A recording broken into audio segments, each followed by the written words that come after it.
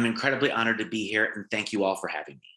My name is Graham Nolan, he, him pronouns, and I'm the Austin-based co-chair of an organization called Do the Work, which would, quite simply, not exist in its current form with all of its blooming progress, if not for the influence and guidance of the 3% movement.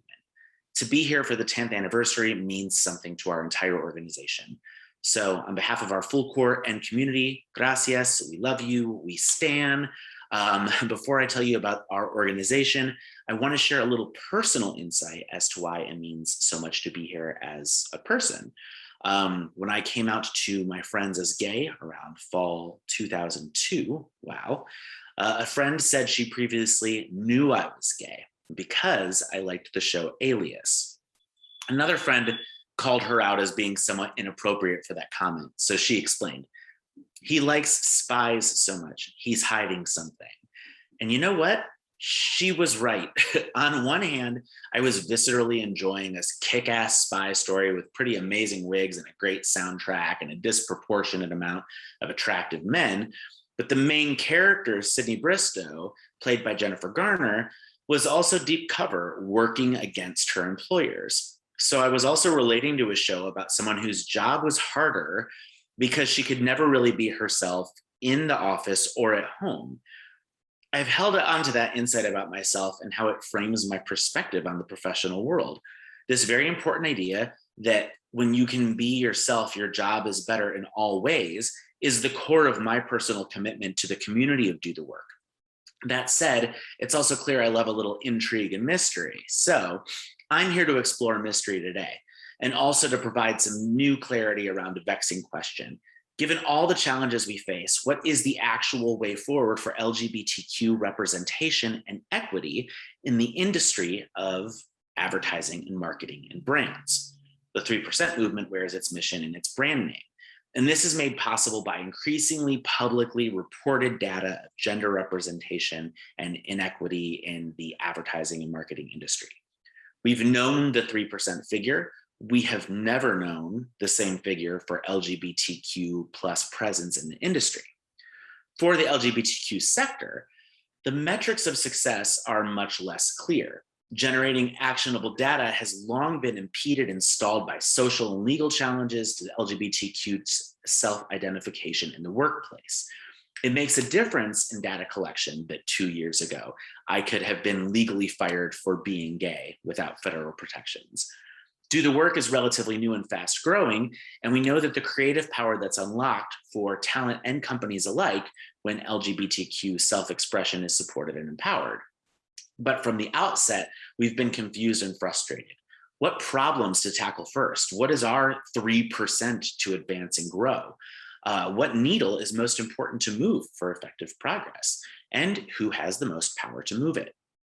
Today, I'll be sharing data from partner Disco, and we can discuss how community and data will be essential to fighting for LGBTQ plus equality in our industry in the most effective way. What's not a mystery is our mission, the overarching strategy that will guide all of our activation and actions. And ours is every bit as exhilarating as the missions on Alias. Founded publicly in May 2020, Do the Work is an LGBTQ grassroots organization and platform for change specifically geared to the advertising and marketing industry. Our mission is loud and clear. Make the logo bigger? No. Make inclusion bigger and increase queer creativity, representation, and share of voice. Do the Work provides people across the industry and brings them together to foster connections, share experiences, and collaborate on cultural transformations that support the LGBTQ plus community, both in front of and behind the scenes, 365 days a year. Because only when queer marketing and talent is inspired, mobilized, and celebrated by brands and marketing leaders will queer cultural creativity translate into meaningful business solutions. We hope to be, for everyone who's been asking for it, the LGBTQ plus piece of the puzzle within an intersectional community of organizations like 3% or Add Color or 600 and Rising. As GLAAD monitors what happens on the screen, we examine the creative process that leads to the final product. And we aspire to be an ERG to ERGs, a central resource for best practices and connection to a larger community. So you understand how we're structured. We are an LLC as a legal entity, and we do not generate profit. We are money in, money out as needed for specific initiatives to operate in the many in the methods of a standard B Corp. And yes, we do have and welcome paid sponsors who will be announced formally as part of major announcements. And yes, if you're interested, call me maybe. Functionally, as mentioned, we are a platform and a community. We grow when our community grows and when our collective voice grows. Spiritually, we too are a movement to disrupt an industry where progress isn't happening fast enough. Our leadership team is called our court, and the organization is co-chaired by the spectacular Kate Wolf, LA-based CEO of Lupine Creative. Everyone on the volunteer-based court loves to talk about their day job and their gay job. Whereas my 9-to-5 is public relations consulting within our industry, Kate and her team create community-focused work for some amazing brands. The balance of the court are, as expected, a pure royalty. Volunteer visionaries, impact creators who cover functions including creative, inclusion, programming, strategy, and beyond. While diversity of representation within our group remains an ongoing priority, and we're very open to expansion to other active leaders, we aim to encompass LGBTQ plus diversity as well as professional diversity. So big agency, holding company, brand side, freelancers, all welcome. Creatives, agency finance, DEI, account, sit with us. We are growing into a Pride 365 resource. And in this, we provide a voice for the community year round. We've never had a major conversation about our struggles that didn't include a demand for a pride that lives beyond June. This has seldom been more pronounced than it is in recent news headlines around certain media and brands who support us one day and then dismiss our truth when the rainbow flags come down. When you care about the community, your flag never comes down, and you don't expend energy to take it down on July 1, especially at work.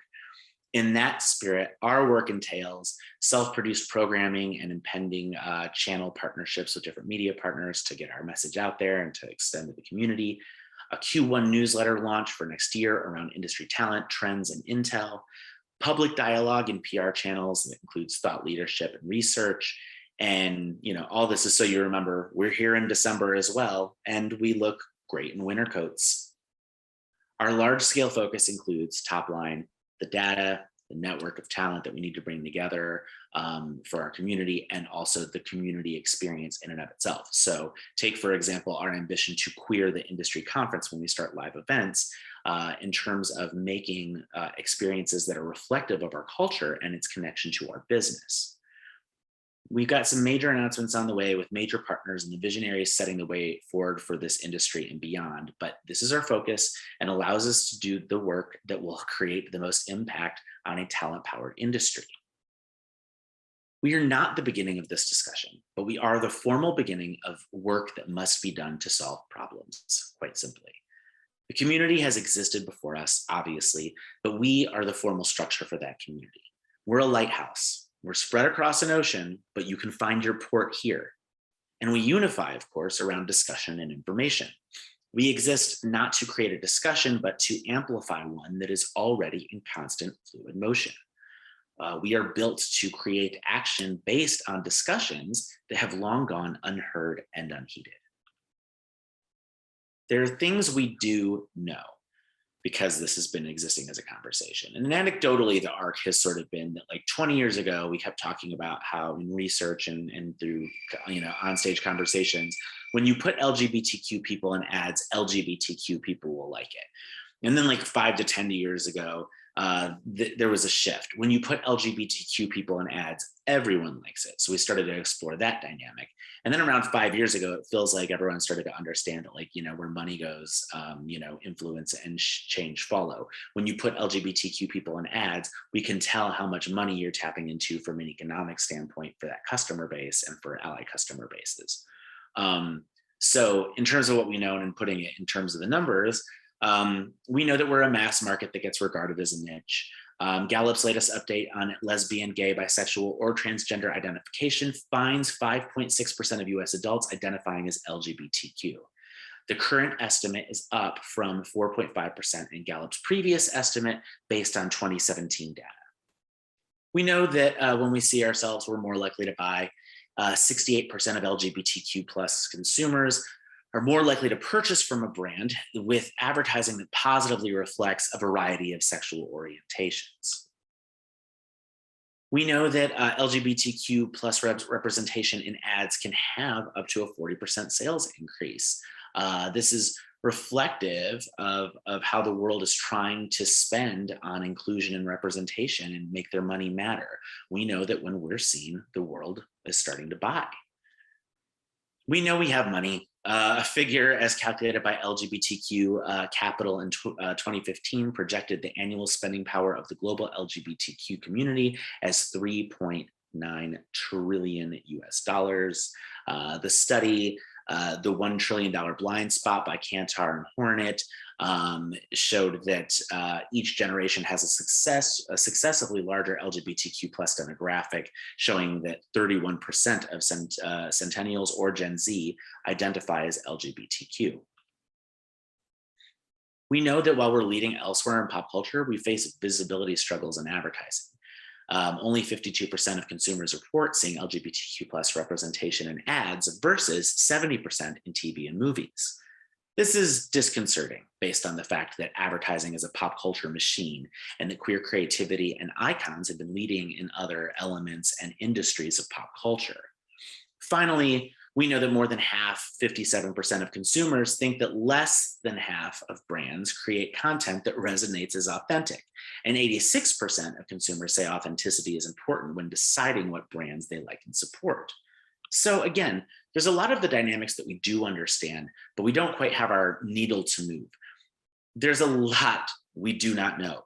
The direction we have to run towards is the insights that will help us capitalize on this proven market opportunity. We know the economic power, we know the business power of representation, we've known for so long. So what's impeding change? If we know, why aren't we doing? It's because we don't know where we need to go, because we don't even know where we stand.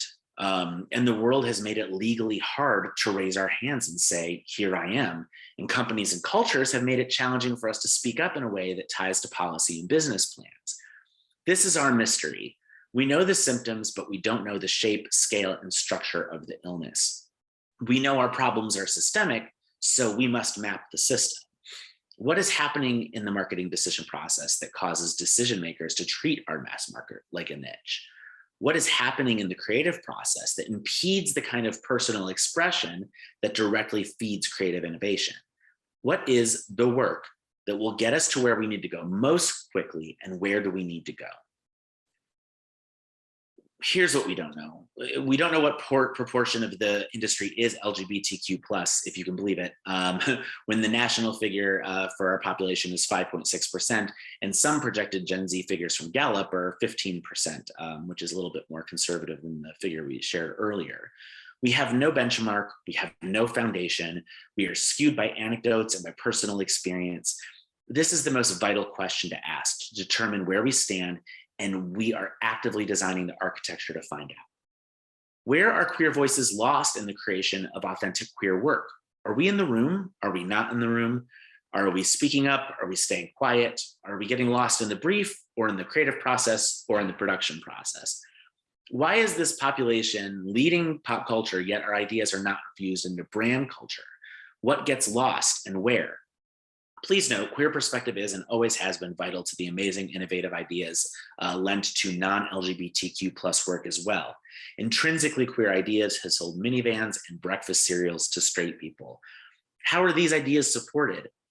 This is vital towards tapping a creative culture in the formation of ideas that build the bottom line for business.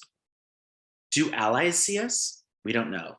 Did they see our challenges? And if they could see, would they help? And if they don't see, what are they missing? What help would mean something to us?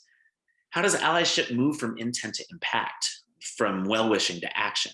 This is vital for allies moving past intent towards actions with impact. And I believe truly the intent is there. It just needs to become behavior. We know that when people see them, LGBTQ ads, that they buy and that they're more inclined to buy, but do they even see them? With digital media targeting LGBTQ plus people so precisely with content made for our community, I think we lose sight of the fact that non-LGBTQ plus people are targeted with content that omit LGBTQ plus stories. The targeting works both ways. The bubbles are building, and we need to understand that dynamic.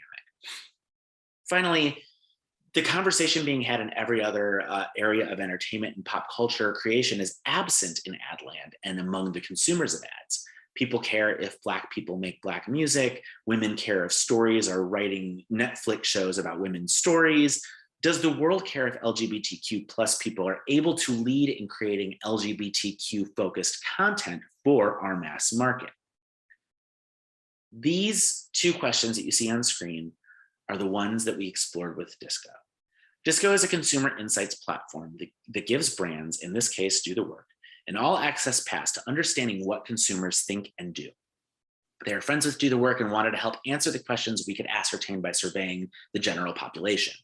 With our mission, there is much to ask within the industry, but so much to learn based on how the world perceives our industry and its content. The findings spoke to the impact of pride-focused advertising as a post-game on that month for marketers, and spoke to whether LGBTQ plus people want talent from the community to create the ads for our community. In a survey of 10,000 plus people fielded between June 10th and June 21st, 2021, mid-Pride Month, we found out some stuff. During Pride Month, nearly 20% of Americans said they did not recall seeing ads featuring LGBTQ people. The implication for action is that we need to reconsider our scale of progress and what this means for media targeting regarding the aforementioned dynamics of that game. We found that more than 27% of respondents also said that brands should create less LGBTQ focused work. The implications are WTF, we exist and we're not going anywhere. Also that there's this misconception that our representation is a pendulum swinging too far, something that we need to address and how we're going to advance cultural progress. We learned that LGBTQ ads are not being seen by some, especially older and non-LGBTQ plus people. So the research revealed that more people said they did not recall seeing any LGBTQ plus ads in older age groupings. Less than 13% of respondents 18 to 24-year-olds said they did not recall seeing any ads, but the percentage increased with each older grouping, as you can see in the chart here. Knowing this challenge means we can start to course correct in terms of content and media targeting. The needles towards change start to become clear. We learned that some people don't want to see LGBTQ plus ads. Overall, only 41.8% of respondents said that media and advertising were sufficiently inclusive of LGBTQ plus people as it is. And among respondents who said that there should be less LGBTQ plus content, there were demographic differences. Older people were more likely to say there should be less LGBTQ plus content. Among 55 to 64-year-olds, 55% of them said that, and 65 plus, 35.6%. So, the numbers shift with those demographics. There's a lack of support for LGBTQ advertising in media professionals, and this is a hugely vital learning. Minority communities may be marginalized in creating advertising content, which we've suspected, but it's substantiated here. In general, only 43.6% of respondents said it was important to them that advertising and content are made with the involvement of people who are part of depicted communities, e.g. LGBTQ plus and multicultural communities. However, 70.55% of respondents who identified as LGBTQ plus said it was important to them. So the community is crying out for the community to start telling community stories.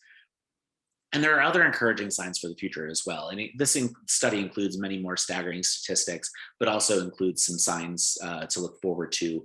More than 84% of respondents who are 18 to 24 years old said that there should be roughly the same or even more LGBTQ focused brand and media content. 32.3% actually called for more. And nearly 29% in this age group said that roughly the same amount of content should be produced with an increase in the diversity of who is represented. This information, of course, is the tip of the iceberg. This room is full of change agents.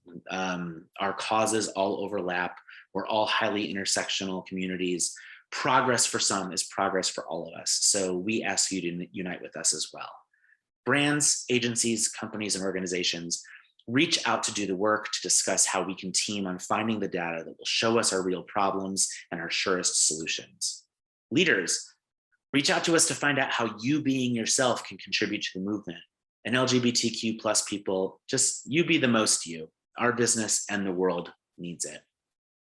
Make no mistake, our mysteries will be solved. And once fully visible, unified by knowledge of the behaviors and solutions that will make the most progress for impact and humanity, we will run headfirst towards inclusive action. It's all our community has ever done, really, to create and reflect more of the beautiful truths of humanity, to build the cultural foundations for connections, which businesses rush to follow when they wake up from the sleep of complacency. We're here, we're queer, and equity is near. Thank you so much to all of you for being here today. Disco for being an amazing, insightful partner. Shad Thomas at Glassbox Research for leading the data from Do the Work POV. 3%, and Kat Gordon for the opportunity to be here. And I wish you more success in the decade ahead. And the Do the Work court and community for making any and all of this progress possible. The way forward won't be a mystery for long, and the work will only get better when we're able to be ourselves. No alias needed. Thank you.